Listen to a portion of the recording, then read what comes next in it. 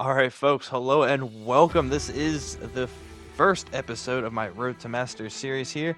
The previous two Road to Masters series I've done for F1 2020 and 21, I did on streams, so I figured that a video format So would be hello. a lot more convenient way to view it here in F1 22. So here we are. One of my favorite parts of the new game coming out is once again suffering through the life of ranked play and trying to once again climb to master rank, because once I start my league races here pretty soon, I like to have that master rank beside my name, show off a little, flex on the folks, if you may. And yeah, you guys are going to be seeing it from my perspective here, beginning to end. I'm going to, as basically the title shows, take you on my road to masters and maybe give some ranked players some tips along the way on how to kind of optimize your time in ranked play, because sometimes it feels rewarding, you're getting consistent good finishes, climbing the ranks, and other times it's miserable because you just got a bunch of people taking you out all the time, which is obviously really inconvenient. But yeah, I did set a couple rules for myself that we should probably cover before this first race starts. Rule number 1, I do not take part in a lobby unless there's at least 6 players. I want at least, I call it a classic Gran Turismo sized grid. Joke there's a old Gran Turismo games had 6-car lobbies, so I want to have at least 6 cars in the lobby when we head into qualifying. And rule number 2 is I try not to use the reset the track feature. While that is something I can kind of take advantage of if I do make a mistake, to, well, reset to the track and get myself turned around facing the right direction quicker, it's a bad habit to get into muscle memory to quickly pause when you spin, because in all the leagues I will be racing in this season, by season I mean this game lifespan here in F1 22, it's illegal to do that in all of them, and I will get penalties. So obviously I don't want to train my brain to do something that's going to penalize me. But yeah, as you can see here, first race in placements. It's going to be taking part at Imola. I was having trouble finding a populated lobby, which I was actually pretty surprised of, because I filmed this first session on a weekend, and yeah, on a Sunday. This was after the race. So I figured, after the race, people want to play the game. All parts of the world, the Europe and North and South America was all a reasonable time to be on and playing the game. But yeah, I had trouble finding lobbies at first, but as you'll see as it goes on, had a much easier time later. But yeah, this first lobby, not too much. We got the 6 players that I set my minimum for. And yeah, hopefully we can get our first race under us and not mess it up. So yeah, Imola, first race. I have already been practicing the game, obviously, since it came out. I had it pre-ordered, so I got that 3 extra days. And the first thing I did when I got the game is I spent time getting setups for all the tracks. And this kind of brings me to my first tip for people that play ranked play, and that is just be familiar with all the tracks. You don't even really need setups for all the tracks, but being familiar with all the tracks, being able to function all the tracks, very important, because if there's just tracks you just can't function on, then every single time that track comes up, you just lose points, which obviously is bad when you're trying to climb the ranks. And now that we're watching my first qualifying lap, you're going to get my second big tip, and that is you got to nail qualifying. And by nail qualifying, I don't mean that you need to put in some superstar lap. What you need to do is just put in a nice, comfortable, clean lap. Don't take any unnecessary risks that will cause you to possibly spin out or invalidate your lap. Just get a nice solid time in the books. And yeah, like I said, don't take too many risks, because you want to start, obviously, as far up the field as possible for 2 reasons. Reason number 1, these races are only 5 laps, so you don't have much time to climb up through the field if you have a poor qualifying. Reason number 2, your worst enemy, which I will get to in my third tip, is the other people. So the more people you can avoid just by starting in front of them, the better. Trust me, that is the most important part. So yeah, if you just put in a legal lap, and a lap where you're not spinning out everywhere, or you're just setting a terrible lap, like, you're gonna beat a lot of people by default, because they will invalidate their laps or spin out in there. So getting those free positions in, it's good. And if you even have a decent amount of pace, you'll be able to beat a bunch of other drivers as well, which just makes things, makes your life so much easier once you get into the race. And as you can see, we across the line. You know, nothing to write home about with that lap. It was some decent pace, but nothing you're going to see at esports level. But it was a nice solid lap. We kept it within the lines. We weren't sliding around, losing a bunch of time unnecessarily. And yeah, for our placements, laps like that are well going to be more than enough. So we will take full position here, going into our first race. And I guess now, between now and when the race starts, I can go over my third tip, which is racing your own race. And what I mean by that is, let's be honest, racing in ranked play in F1 games, it's freaking miserable. Everyone races like an a-hole. They will take you out on purpose, but do so in ways that don't get themselves penalties. They'll do whatever it takes just to scrape by a couple points, because to them, this is the Super Bowl. This is the furthest they're ever going to go. They're never going to be able to race in a league because they can't race cleanly. Like, this is all they got. You know, it's like their life is on the line for these points. So what you got to do is just drive to the best of your ability and just kind of let everything else unfold around you. You don't want to be over aggressive, especially at the start. You just kind of want to chill out and let everyone else mess up around you. And do your best to just keep your cool, race cleanly, and just race to the best of your ability. And it's super frustrating when it happens.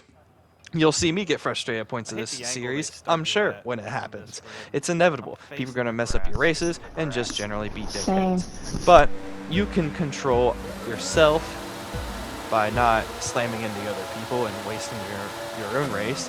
And also, just doing what you can to just put yourself either in front of these people in the first place, or just racing calmly, racing smoothly, and let everyone else make mistakes around you and just take the free positions, because you're going to get them in basically every single ranked race. Someone's going to push too hard and spin out. Someone's going to battle with someone else too hard and they're going to have an accident. And every single time those things happen, those are just free positions for you. If you're consistently the one taking the free positions and not giving up the free positions, then you're already doing more than you'll need to at least get to the gold ranks. And then if you can add a little bit of pace and qualifying consistency on top of that, you should be able to get to Masters without too much problem. Like, yes, you can't be slow and get the Masters, but you don't got to be an esports player to get to Masters. Like I said, just nice, consistent qualifying lap, race your own race, keep your cool, and race patiently. Let everyone else be maniacs around you. That's all you need to do. Consistently get good finishes. Consistently get good finishes, your points. You know, even if you're not rocketing up the SR ranks, you're just slowly going up. Any positive growth is good growth. And that kind of brings me to a complaint I kind of have about this game. As you can see, we had a good start, clean first lap, and spoiler alert, this is what happens for this whole race. This race is basically over, but I could use this time to talk about more kind of tips on what to do in ranked play. And yeah, before I go off on a tangent on other tips, I want to get back to that point I was just addressing about something I don't like about this game. Skip ahead here to the last lap, and that is the way they show your rank in this game. So the ranked system has worked basically the same since at least F1 2018. The only difference, kind of change that's happened, was that starting at F1 2019, they changed the algorithm on how many points you gain or lose. But other than that, the ranking system itself has been the same at least since then. I don't know anything before that because I started playing the modern F1 games late in the 2018 game. So yeah, for those who don't know, your 5 placement matches, you get placed by both a safety rating and a skill rating, and there are 4 ranks. You got your bronze ranks, your silver ranks, your gold ranks, and then there is just masters after that. And for the bronze, silver, and gold, there are 3 rankings within it. Bronze 1, 2, 3, silver 1, 2, 3, and gold 1, 2, 3. And something that I liked about F1 2019 and 2020 that 2021 did not do in this game also didn't do is that F1 2019 and 2020 actually showed your SR rating like number. So if you knew what ranks were at what number, you knew how close or far you were from a rank. which is obviously really useful to know. Are you close to a rank? Are you not? Have you gone up recently since you started playing today? Down? Who knows, because all you got is the symbol. So unless if you rank up or rank down, you really don't know where your rank stands in last year's game or this year's game, which is something I don't like. And also, it kind of takes away another series that I wanted to do, because I didn't want to just do Road to Masters, because since we're on the same rating system, it was an SR system that went from 0 to 3,000, and you could reasonably get up to 3,000. I wanted to do Road to Masters, hit Masters, and then do Road to Max Rank. But I can't do that in this game because I wouldn't even know when I got to Max Rank, because, you know, once you hit Masters, you don't have an SR, and you don't go up any more ranks, so you have no idea where you're at. So I guess I gotta settle for Road to Masters. But yeah, I really wish you could just see what your SR is along with the rank. I don't see any reason for it not to exist, especially since it is being kept track by the game. But at the end of the day, compared to last year's game, I'm happy that the lobby system actually works at this year's game. And as you'll see as I play on, it seems like I actually have my lobbies grow in size after each rank. The opposite, for those who don't know, was true in last year's game, where you would struggle to find a lobby, and when you did find a lobby, the lobby would be completely dismantled after one race. So every single time you did one race in rank, you had to kind of try to scrape together a lobby just to do one race all over again, rinse and repeat. It was miserable. Even though I was playing the game a shit ton, it still took me like 3 weeks to get to Masters, compared to F1 2020, where the lobby system worked. And actually, I was finding a lot of big lobbies the whole time I was playing F1 2020. I got Masters. I think it was in 2 days, 2 sessions of longer sessions of playing. So yeah, that was just a much better system, and I wish that this game just showed you your SR rating. And yeah, now we are in our second placement race. We nailed the first placement race, and hopefully we can do the same thing here in the second one. We have a little bit of a larger lobby in this one, which is great, because the more people in your lobby, the more your rating can go up, basically. For those of you who don't know how the rating system kind of works, it's as if after each race ends, it kind of works as if you did a 1v1 against every player in the lobby. So obviously, if you beat a player in the lobby, you gain points. If they beat you, you'll lose points. But how many points you gain or lose is proportional to how many points you had compared to each other. So for example, if you beat someone that's a much higher rank than you, then you're going to gain more SR than compared to if they beat you when they have a lot of SR, then you're not going to lose as much. Then, if like if you played someone your same rank, you'll lose more SR. Or if someone with less SR than you beat you, you'll lose even more. So it's proportional. And the algorithm kind of works as if you did a 1v1 against every single person in the lobby. So each individual person you beat counts. And obviously you want to be equal with the higher ranks, because that gives you even more points. So basically then, if there's only 5 or 6 people in the lobby, you're only getting about 5 or 6 players worth of points if you win. Compared to a 20-person lobby, you can literally gain triple, if not even in some cases quadruple the points from that. So that's why you love big lobbies. Not only that, but if you're following my tips and just keeping everything smooth and clean and letting the chaos unfold around you, then in more crowded lobbies, there's going to be even more carnage and contact, which is just more free positions and more free SR for you. And obviously, like I said, it's inevitable. You're going to get caught up in it sometimes, and it sucks, but you just got to do the best you can, keep a cool head, keep going, and just getting the best result that you can get in each race and not letting the dickheads get to you. And as we move to the start of this race, this one is a little bit more exciting than the last one. I mean, anything would be more exciting than that one. We kind of just pulled away, and that was that. But we do get a good start here. I see the guy shooting around the outside. I keep it tight just in case. I didn't know if he was still going to be there. Airing on the side of caution. I get a great run out of this corner, and it looks like we have a nice little gap here. On tracks like this with a lot of straights, I like to be aggressive with the ERS early if I feel like I have a pace advantage over the field, because I just want to break away from the slipstream and not even give them an opportunity to get free pace by sitting in my slipstream.